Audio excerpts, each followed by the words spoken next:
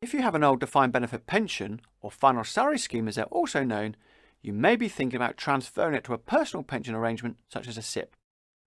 This is becoming more common as transfer values offered by previous employers are at historically high levels, and because the pension freedom rules provide much more flexibility. But is it right to transfer such a valuable benefit to a personal pension? The default answer and starting point for any advice should be no. By transferring away from a defined benefit pension, you're giving up the right to a guaranteed income for life, one that increases in line with inflation every year and will typically provide a guaranteed inflation-linked pension worth 50% of the starting pension for a spouse or dependent on death. The cost of replacing that income for a personal pension is much more expensive and exposes you to investment risk. For most people, this guaranteed income will be a significant part of their retirement income. Giving it up would be foolish. But in some circumstances, it might be appropriate. For instance, you might have significant wealth and not be reliant upon the defined benefit pension.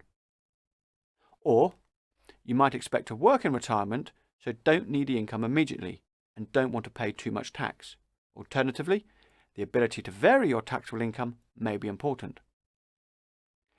You may also be comfortable taking more investment risk and have enough time to increase the value of the pension fund to generate benefits greater than those you're giving up.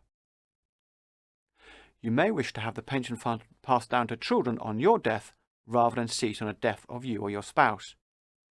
If you have a severely reduced life expectancy, transferring could provide more income sooner and it wouldn't halve in value when you die. Or it may be that you are married, so a guaranteed spouse's pension isn't important. None of these reasons may be enough on their own, but they could indicate that giving up the guaranteed benefits of the defined benefit pension may be worth investigating.